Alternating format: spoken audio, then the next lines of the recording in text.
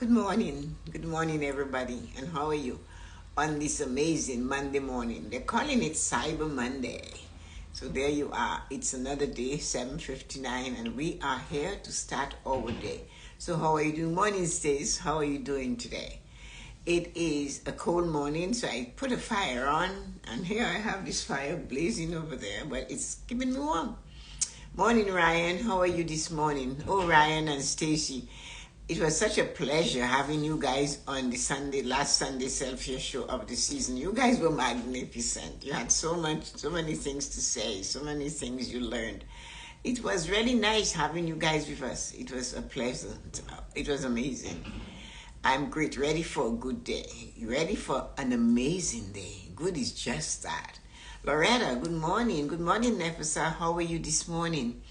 Ladies, both of your grandmothers, how are you doing today? So let me tell you guys something about it. Did you see the Sunday self-care show? I know Stacy and Ryan was on it. What a show it was. Oh, it went for more than an hour and 37 to almost 40 minutes. An hour and 10 minutes. So it was really amazing. We had a great time. You and Yuko did so well. We have been working on that. We've been doing that show for 3 years. So that's what makes it so interesting. So anyway, here you guys are. And I asked you a question. Did you see the topic? I need to ask that because, and do you have your Christmas cup? Get your Christmas cup. Nefesa, that fancy cup you have there. Put some, let me see, what I had in India I enjoyed. So I call it the golden triangle tea. It was cinnamon. I had almond milk in the cinnamon, a touch of honey, turmeric, and ginger.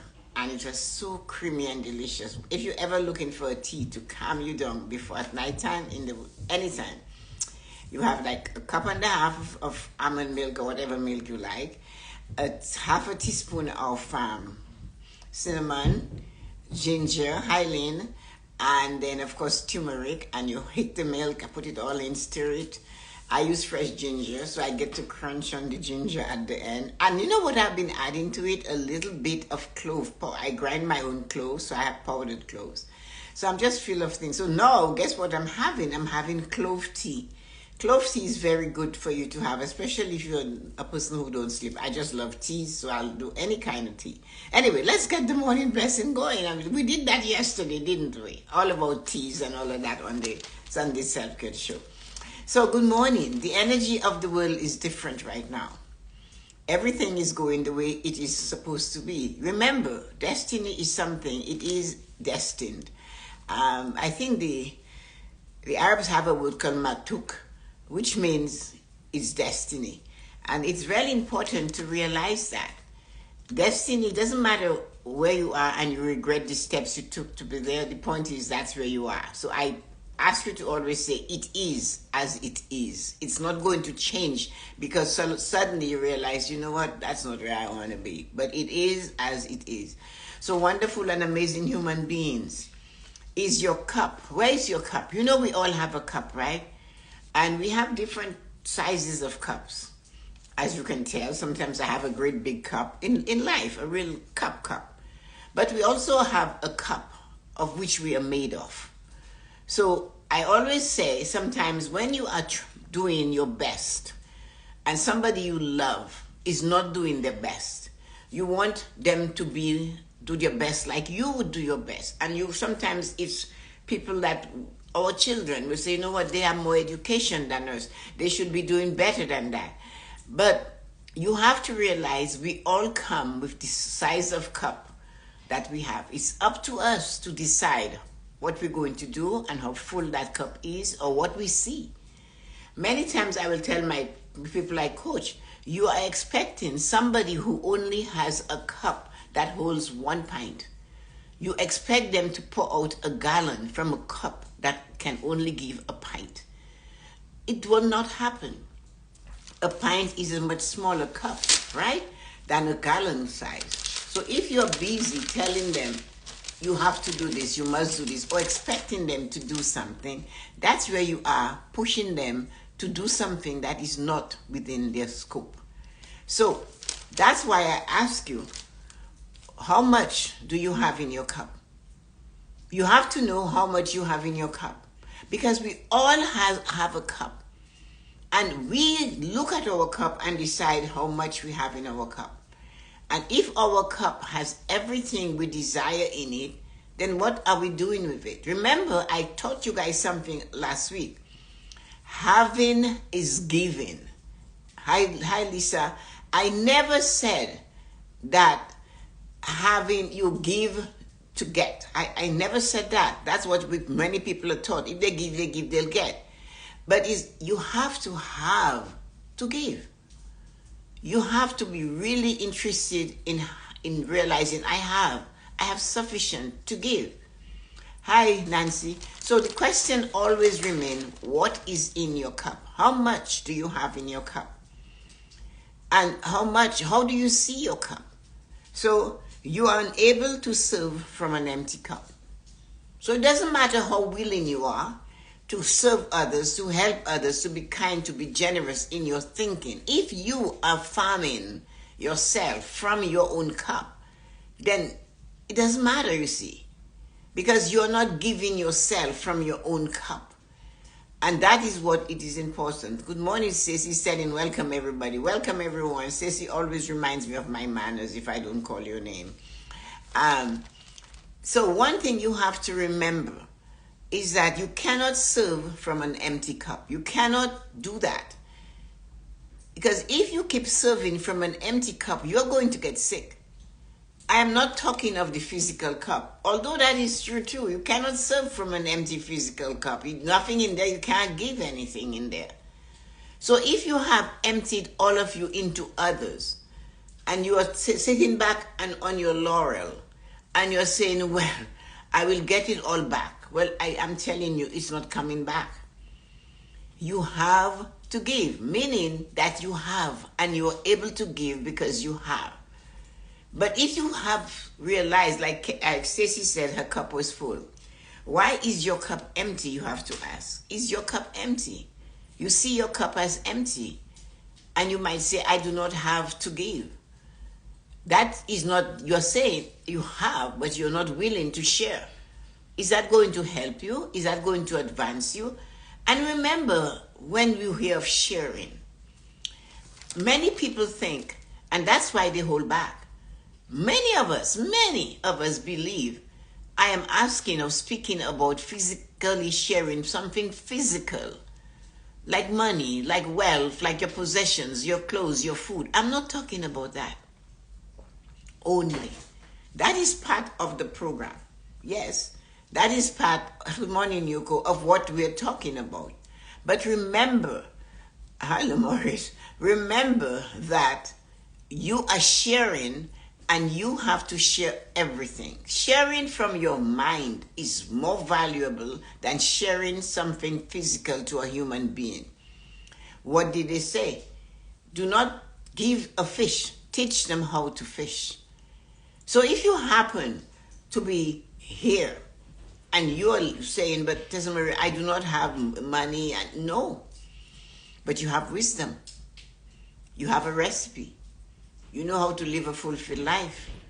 You know how to balance yourself. You know how to go into the wilderness, or you know how to forage in the forest. You know how to cook, take a little bit and stretch it out.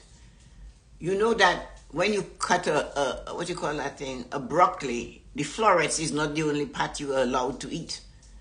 The stalk is actually juicier. So if you take your knife and you cut about an inch of the stalk and you peel it, until you see that piece that almost looks like frozen jello. That is the best part of the broccoli. So what about if you share that with somebody? And when my mother-in-law saw me cooking broccoli, she said to me, you don't waste anything, do you? And she said she never knew she could do that. When I taught it to my cousin Ezra, she didn't really get it because maybe I didn't explain it, and she thought she had to save it for soup. And I said, no, you peel back the coarse skin, and there you are. So it's a little bit of something. It's a knowledge you have. It's a little bit of wisdom you have. It's a hole that you have walked in, and you are very much aware that that hole is waiting for somebody to show up And you are in charge of telling that human being, be careful. Now, that doesn't mean that everything you say as you're giving, you're serving, you're helping, you're guiding is going to catch. It's not every seed you sow in the garden that comes up to be a vegetable or fruit or something you can eat or share. So sometimes you're feeding someone and they are not accepting the knowledge you're giving them. You cannot stop. You don't have to pong it in your head. You don't have to be angry. But if John does not accept the wisdom, good morning, Azindad. If John doesn't accept the wisdom that you're handing to them, that doesn't mean you must be afraid to give it to Peter.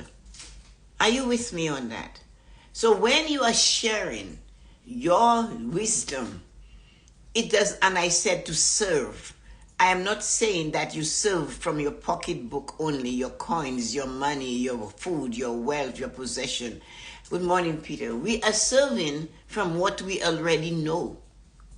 Do not be afraid to teach somebody what it is they do not know. And when you do, don't always expect them to run with it and take it and follow it.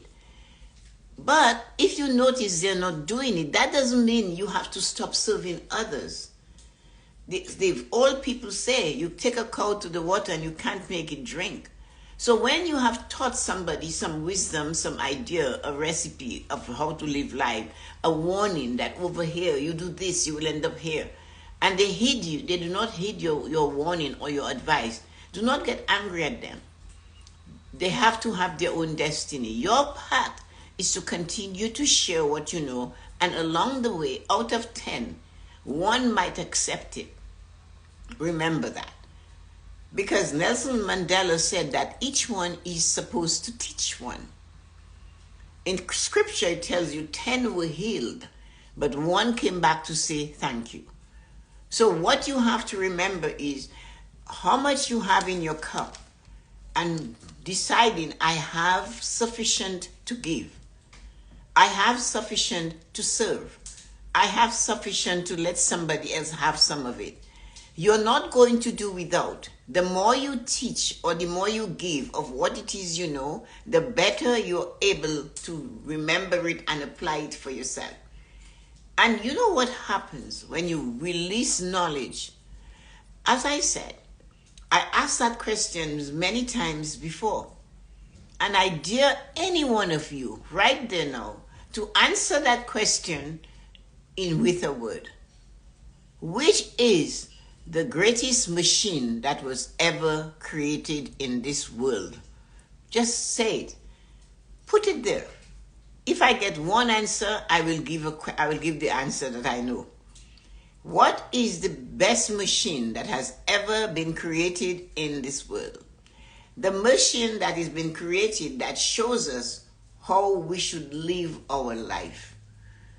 I dare you, I'm waiting, but I'll pick you up.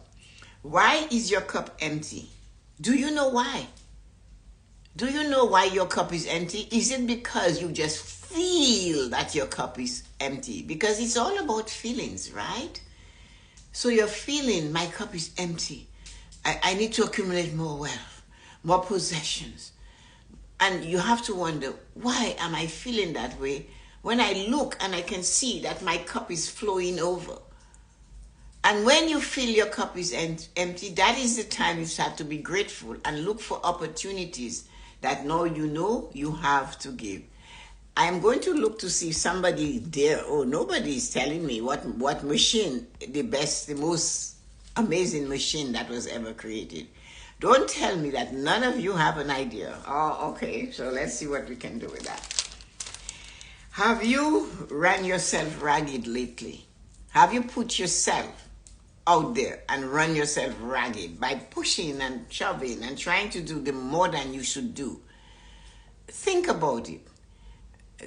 That's why we need your help on that machine. The greatest machine, somebody, don't you know?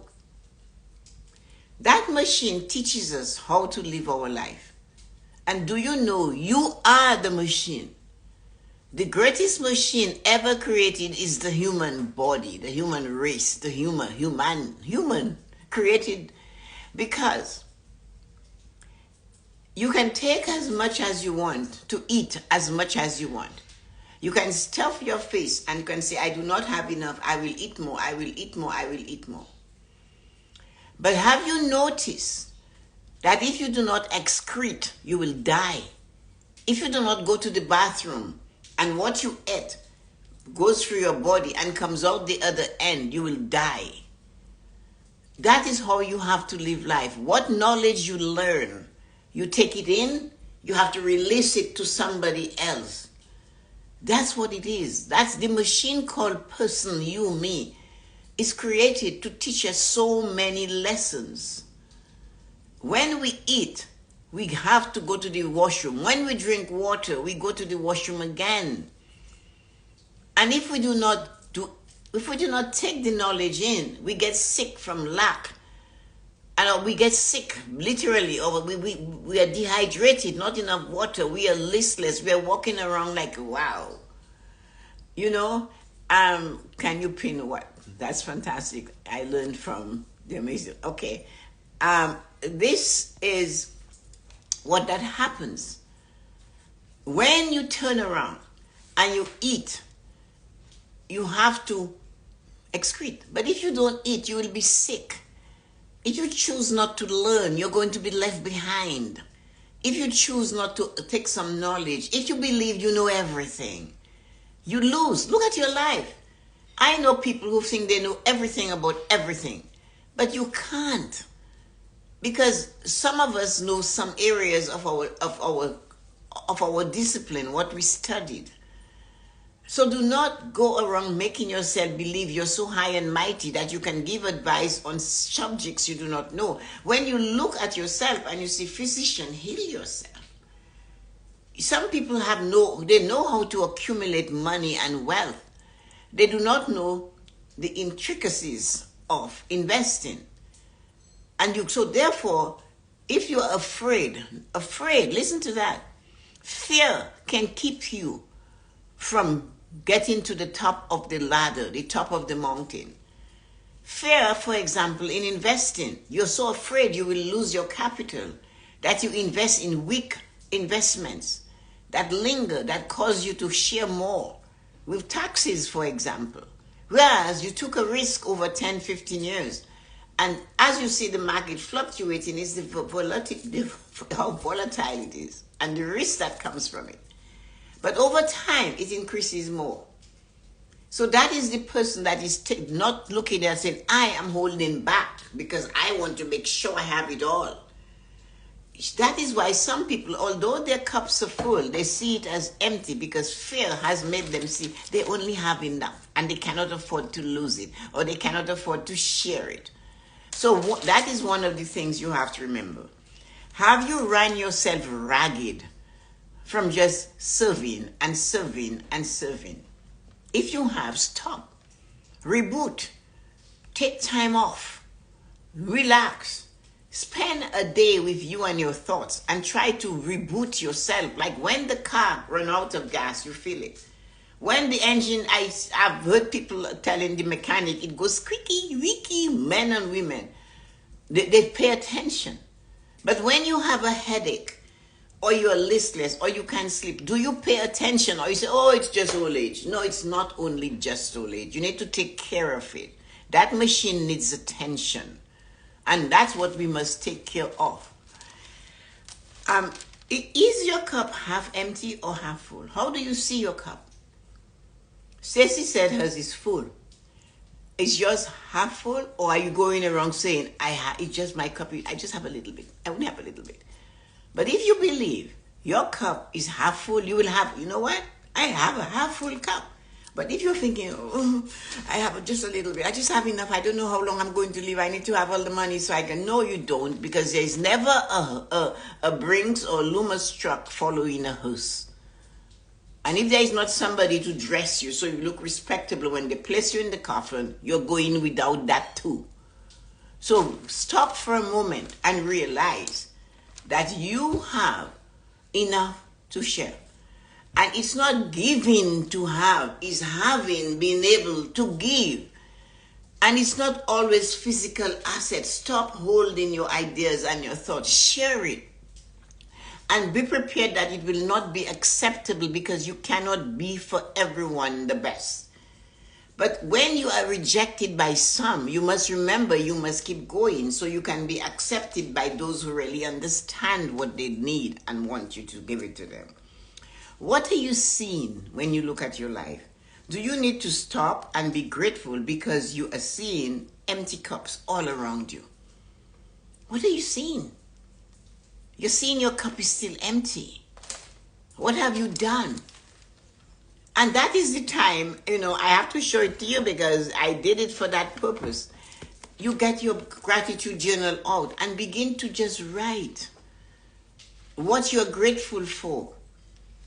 Just write what you are grateful for in the moment. And while you're thinking, hey, my cup is empty, stop whining about mistakes you made when you were younger, the choices you made when you were younger, the things you did. You cannot go back there.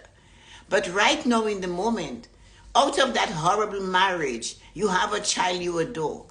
Out of that horrible relationship, you have a grandchild you still adore. So spend some time and be grateful for that. Your parents didn't have tons of money, but they gave you the best of what they could do. And even if they didn't give you the best, you were still allowed to thrive. And here you are. Stop blaming them. Your cup is half full. You still have the ability to go ahead and live your life. We have to understand that. Are you unable to see where you are? While you are being grateful, you are pushing yourself away from the pain. If you're unable to see where you are, while you are writing, I'm grateful for this and I'm grateful for this, you're pushing yourself away from the pain, the thing that is keeping you down. What you believe you're lacking. That's why you see your cup empty. Gratitude is the thing that will make you realize you are blessed, highly favored, and ready to go. But if you sit and you wallow in what doesn't work, you cannot make people be something they're not meant to be. Do you even know something? I teach you guys about angels all the time. God, Holy Spirit, whoever you are, whoever your God is, the stone, the temple, whatever, doesn't matter. So let us say your God happens to be a stone.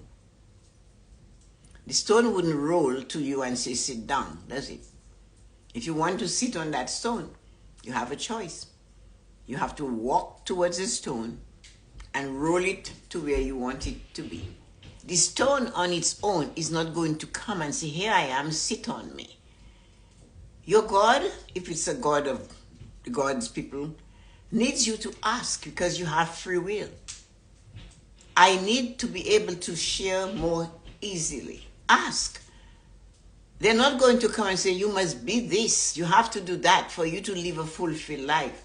Sometimes, when you hoard and you hold and you refuse to be kind and be generous, it shows on your face.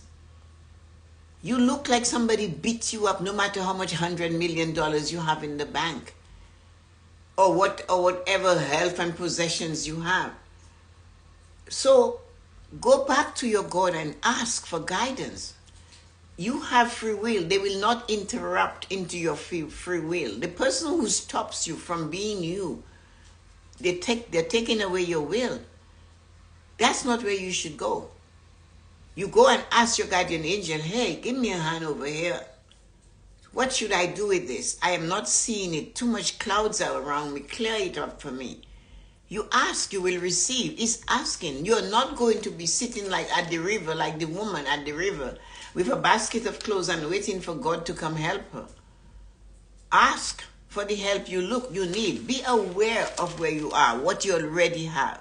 Bless what is in you. So more blessings. Sitting there and grumbling when you have to spend $1. You got services and you have the money to pay for the services. Stop complaining about how things are expensive. You have the money to pay for it. If you who has the money to pay for it is complaining, what do you expect someone who has less than you to do?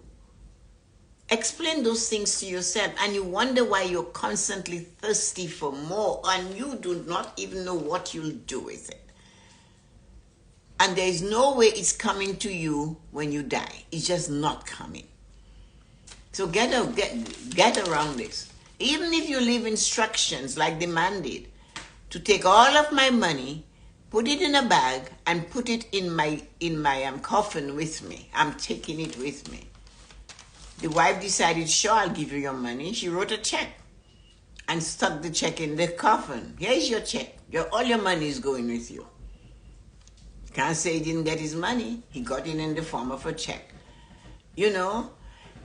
So you have to remember what it is you're doing when you're looking like you do not have enough, your cup is empty, you're not giving, you're stingy, and you look like Scrooge. This is a Scrooge season too, eh? Remember him? It's only when he did that he started to dance like a madman. He danced like King David danced. So be careful with that thing about your cup is half empty. I am not giving gifts this Christmas. Your gift doesn't have to be an expensive gift. Your gift could be hello. Your gift could be writing a card. Your gift could be making a call. You do not have to make an excuse and say, I'm not giving gifts this year, but I'm sending you a call. No. You can say, what about, do you have half an hour for us to chat and reminisce about our journey as friends, as whatever? Or that person who does not see gratitude, give them a copy of my gratitude journal, or any gratitude journal for that part. Or that person that haven't set a goal yet in their life, and they're like a ship on the ocean without a rudder. And they do not know what harbor they seek, and they keep choosing the wrong harbor. Like Seneca said, if you do not know where you want to go, any wind is a good wind. If you do not have a plan for the day, you can be like the young man that was incarcerated because all he did, his friend called and said, I'm going down the road, would you like to come with me? And he didn't have plans for his day. He was 17 years old. He said, sure. When the friend got to where he was going, he had his plan, but this one caught in the wind. He said to him, just sit here. Sit in the driver's seat. I'm going in there to get something. He comes running out and says to him, drive. He just robbed the bank. So was he an accessory? Yes, he drove the getaway car. 17 years old. He couldn't go next to a bank 150 yards to that particular bank company. And that was the reason I didn't have a plan. He actually said I didn't have anything to do. So when he asked me, I said, sure. So if you do not have a goal or you do not have a plan, like Seneca said, any wind is a good wind. And we have to remember that. So make sure you know what you're doing with your dreams, goals, and desires. Give them a reason. Let them write in a goal-setting journal. And if they do not take it up, do not worry. You did your part. If I show up at 8 o'clock and nobody shows up here to hear me, that does not stop me. And it will never, ever stop me from doing this. That's my responsibility. I accept it. I give myself. So I show up. And those who desire to learn or to get a seed or a nugget or pearl or rare Canadian diamond, they show up. And if you get it, then it's up to you to decide, do I need it or should I share it? Your cup is always half full. Your cup can be full. It's you though. It's a choice. A full cup, a half full cup, or an empty cup. What do you have today? And if your cup is empty, then you have a problem. You need to get out your gratitude journal and start being grateful for what you've got. And maybe it's the sound of a bird chirping, your neighbor's chiming, the wind blowing across your face. You can feel the cold of the winter morning. Maybe that's all you have to be grateful for, but write it down, say it out loud, stand on it. I am so happy and grateful. My bare feet hit the floor and it was cold. I felt the difference. Amazing, simple, and not for comparison's sake, but for teaching's sake. What about the person who can't feel, whether they're burning themselves to death? because they have lost the sense of feeling in their feet or in their hands. Do you know that happens? And for that reason, that's why we have to be grateful for the things we receive in our life or we have before we say what we do not have. You're pushing yourself away from not enough when you get into gratitude. When you start writing your gratitude, you're pushing yourself away from what you're saying, I don't have enough. You push yourself away from lack, from a half-empty cup, from surviving. All I can do is barely survive. You put yourself away from stop doing. Do what the songwriter said. You know, there's a songwriter that said, count your blessings, name them one by one. That's what the songwriter said. Your blessings are the things or the situations in your life. So those of you who have grandchildren and you can't see them, and those of you who have grandchildren, you can see them, but you do not want to spend the time with them because you're too busy with something else. It's the same thing. You have to count your blessings, and you have to name them one by one, and you have to write them down one by one, and you have to expand by them more and more. I'm happy and grateful. I can hear the tune. I was at church once, and babies were crying, and the mother was grabbing the baby and go out, and the priest said, get back here and sit down and let the child's voice ring. Let the baby cry. That baby is alive. Let it cry. Because if that baby was sick, you would want that baby to cry. So I will just speak louder, and they will have to listen, and most people don't listen anyway. That is what he said. So let the baby cry. And maybe they're listening to the cries of the baby. It's removing them from the depression they're heading into.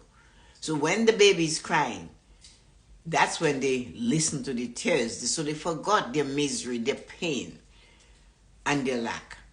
It's something to be grateful for. I can hear the cries of a baby. When last were you grateful for that? Maybe not, never. Because it's not pleasant, is it? It's annoying.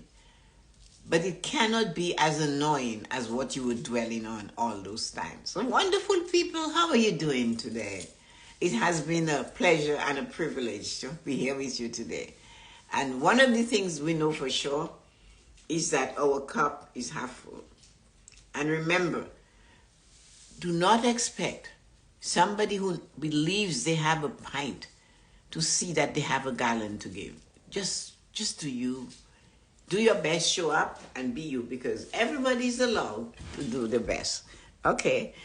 Hi, Nancy, Stacy, Aman, Yuko, Nefesa, Lisa, Ryan, Loretta, wonderful people. Thank you for hanging on with me till the end. Thank you. I love having you here, and it was an honor and a privilege. And those of you who are still looking for Christmas present, don't forget my books. They're on Amazon. And when you're seeing the price, remember I get $1 for every book that is sold. Not much, but it's better than nothing. So have a wonderful day, because sometimes you want to buy a gift and you say, I don't know what to give them. But that person complains a lot. They don't see things to be grateful for. And you can write a note. I wanted to give you this gratitude journal because I know there's so much you have in your life to be grateful for. Or you make a plan of how you want to go on vacation, what type of vacation you want to go. Put it in your goal setting journal and celebrate your successes and write it in your book of proof. I have proof, man, that by saving $10 a week, today I am here. I have proof, man, by exercising for 5 minutes a day, today I am here.